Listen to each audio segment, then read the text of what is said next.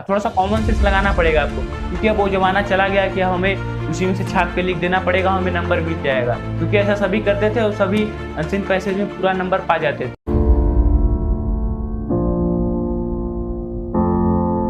So hi guys, myself Akash Pandey. So guys, I hope आप अपने board exam की preparation है बहुत अच्छी तरीके से कर रहे होंगे और आप ऐसे ही अपने बोर्ड एग्जाम की प्रिपरेशन करते रहिए।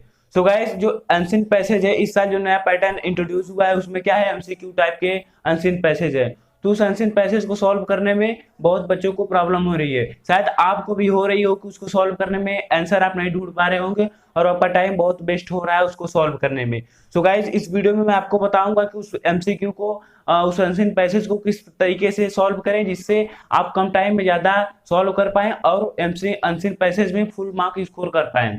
क्योंकि पैटर्न चेंज हो चुका है तो उसके लिए जो सॉल्यूशन है वो भी नया होना चाहिए। क्योंकि पहले हम क्या करते थे, पहले बहुत अब यूट्यूब पे वीडियो देखे होंगे, आपके टीचर बताए होंगे, आपके भैया बताए होंगे कि पहले क्वेश्चन पढ़ाया जाता है उसके बाद अनसीन पैसेज पढ़ाया जाता है। तो अब क्या सोल्यूशन है उसका, पहले हमें अनसीन पैसेज पढ़ना पड़ेगा, पहले क्वेश्चन सॉल्व करना पड़ेगा, मतलब पहले क्वेश्चन पढ़ना पड़ेगा या पहले अनसीन पैसेज को पढ़ना पड़ेगा, कैसे करना पड़ेगा, तो सब कुछ मैं डिटेल में आपको बताऊंगा। तो आप वीडियो को स्किप ना करें, क्योंकि आप आधी इंफॉर्मेशन लेके जाएंगे तो आपको दिक्कत हो जाएगी, क्योंकि हाफ नॉलेज बहुत ही डेंजरस होता है। तो आप जरूर वीडियो को लास्ट तक देखें और पूरा नॉलेज लेके जाएं कि अनसीन पैसेज को किस तरीके से सॉल्व करना है। तो चलिए हम शुरू करते हैं और देखते हैं कि अनसीन पैसेज को किस तरीके से सॉल्व किया जाए।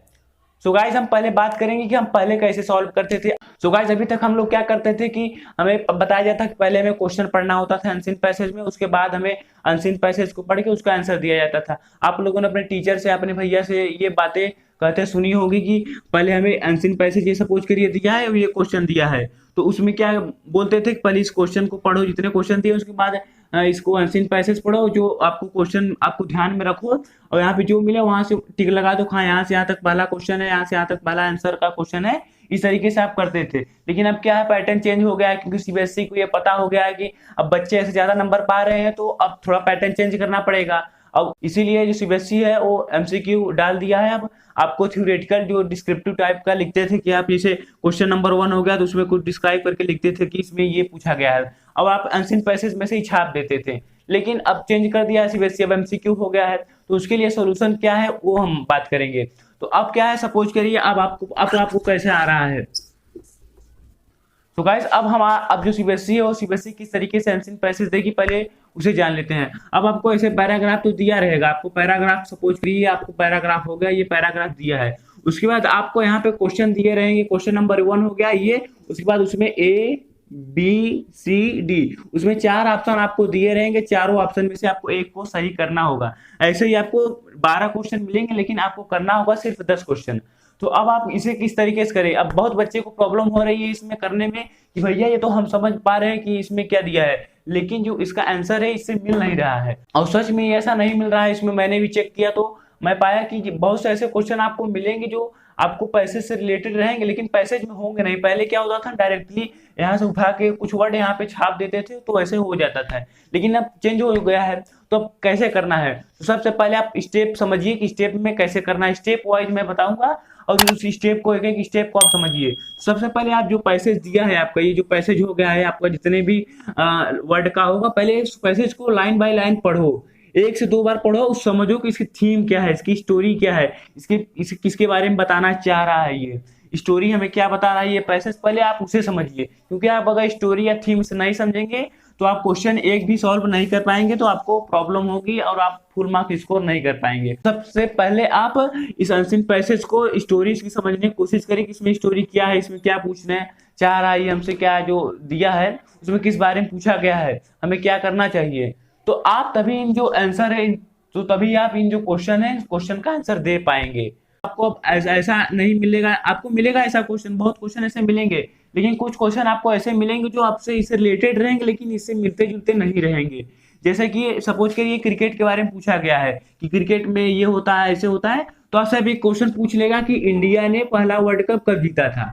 अब इसमें ये नहीं दिया रहेगा कि इंडिया ने वर्ल्ड कप पहला कब जीता था, लेकिन आपसे ये पूछ लेगा कि इंडिया ने पहला वर्ल्ड कप कब जीता था।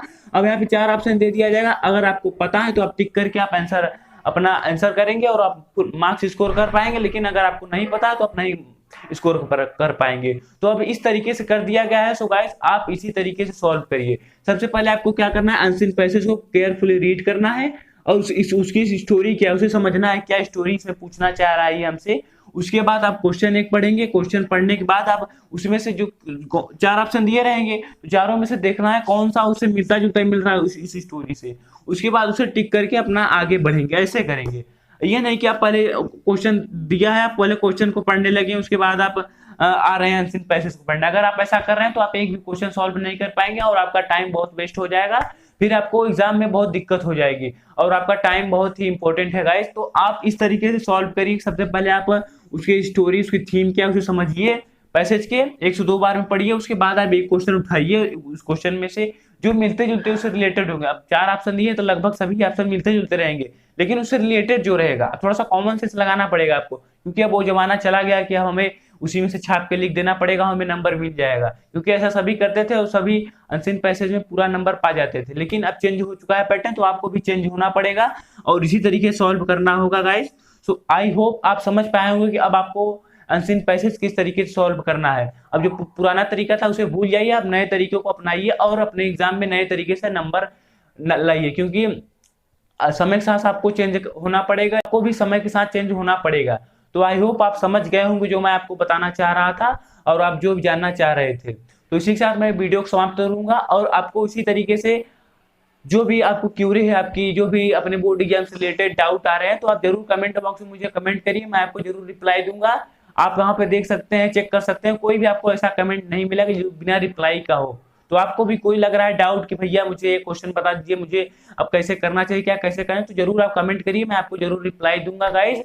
और आपको लग रहा हो वीडियो इंटरेस्टिंग, आपको लग रहा हो कि इससे मुझे कुछ हेल्प हो गया है, जरूर चैनल को सब्सक्राइब करें और हमारे वीडियो को लाइक करें और साथ ही अपने दोस्तों के साथ भी शेयर कर दें, जिससे उनको भी पता चल सके कि अब अनसीन पैसेज किस तरीके से सॉल्व करना है।